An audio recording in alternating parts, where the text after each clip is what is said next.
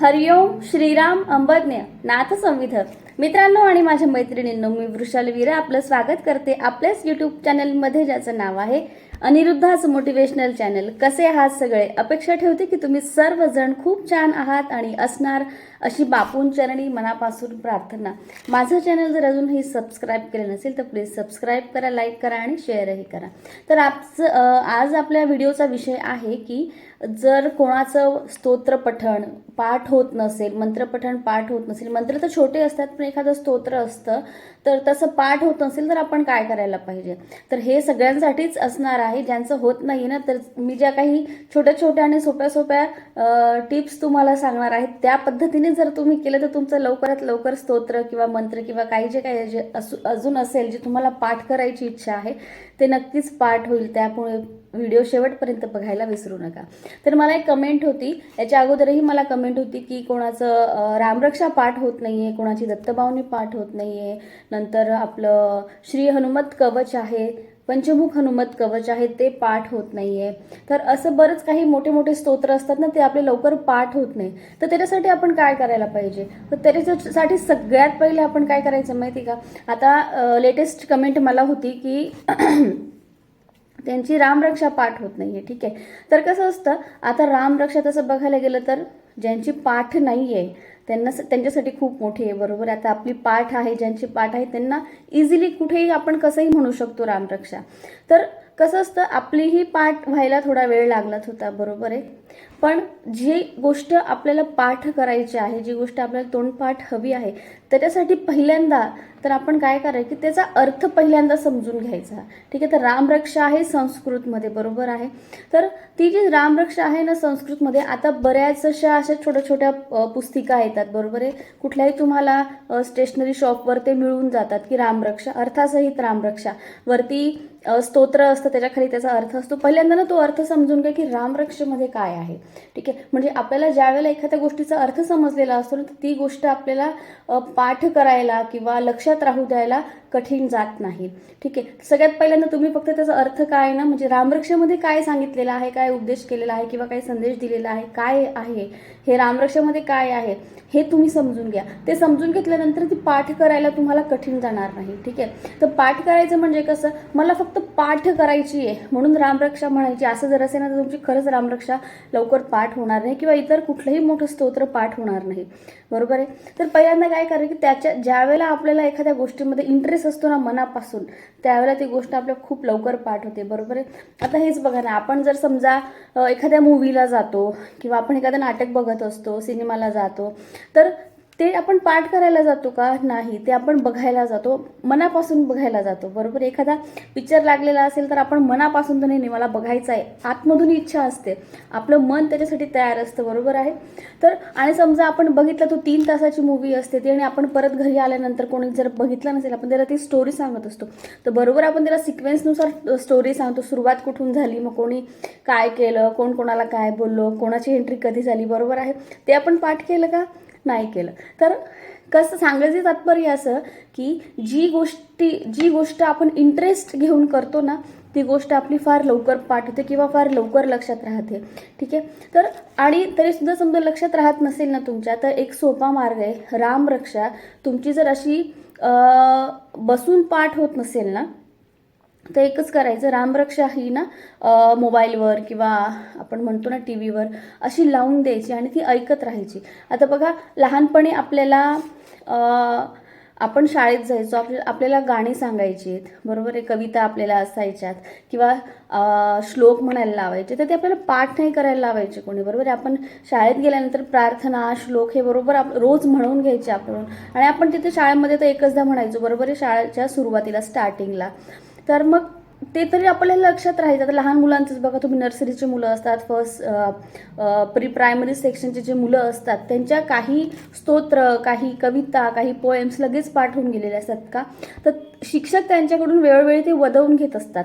ठीक आहे, आता लहान लहान मुलांना, जे नर्सरीच्या मुलांच्या पण किती छान पोएम्स पाठ असतात, किती छान स्तोत्र पाठ असतात, बरोबर आहे.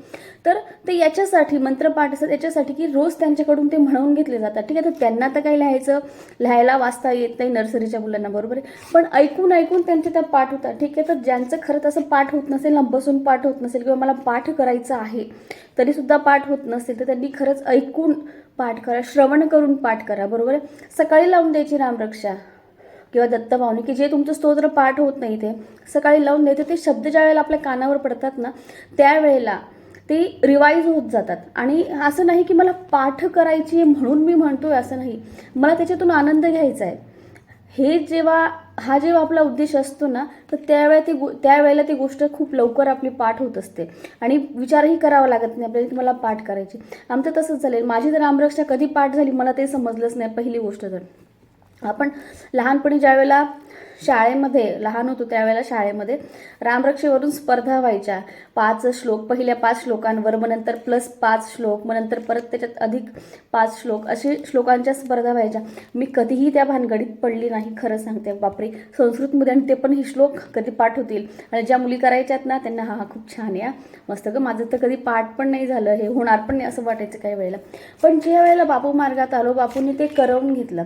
सगळ्यात पहिल्यांदा जेव्हा उपासना व्हायची ना, म्हणजे सगळ्यात पहिल्यांदा उपासनेच्या वेळी ना उपासना पुस्तिका होती पहिली, त्याच्यात रामरक्षा सुद्धा होती, बरोबर.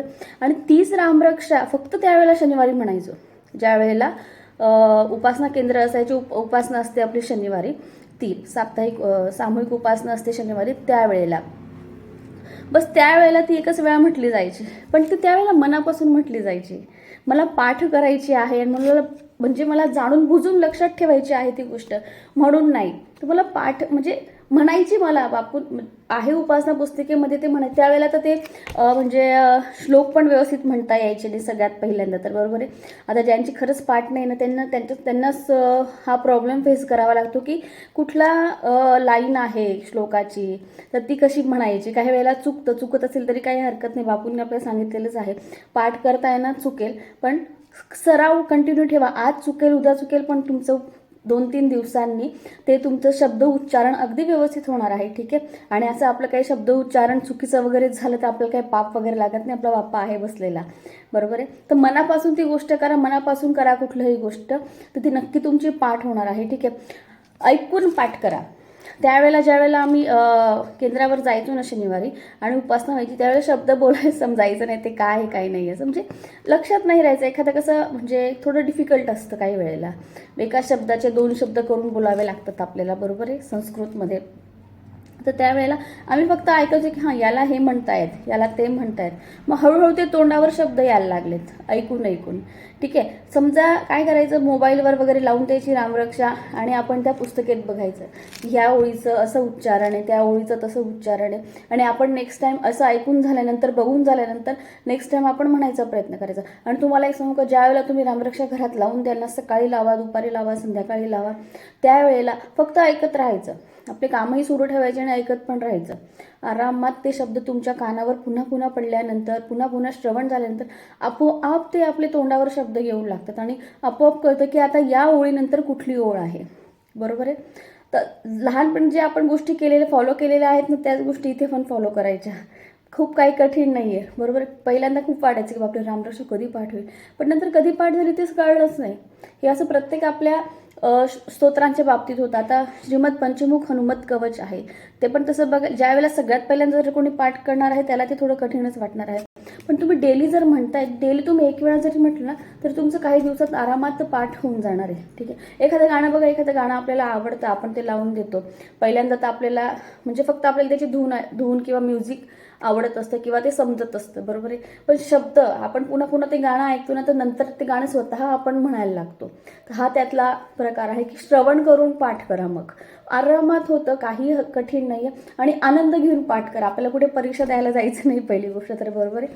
त्याच्यामुळे काही हरकत नाही. मुलांसाठी ही पद्धत वापरणं अतिशय योग्य आहे. सकाळी झालं ना की एखादं स्तोत्र किंवा मंत्र असे लावून द्यायचे, मुलांचे ते आपोआप पाठ होत असतात. आणि खास करून रात्री झोपताना तुम्हाला जर एखादी गोष्ट पाठ करायची आहे, ठीक आहे, आपण आवर्जून एखादी गोष्ट पाठ करायची असते आपल्याला, बरोबर आहे. मग त्याचं आपण पुन्हा त्याची रिव्हिजन करायची, त्याच्यामुळे ती लवकर पण पाठ होते आपली, ठीक आहे. आणि रात्री झोपताना जे आपल्याला लक्षात राहू द्यायचं आहे ना, रात्री झोपताना ते आपण एकदा तरी म्हणायचं.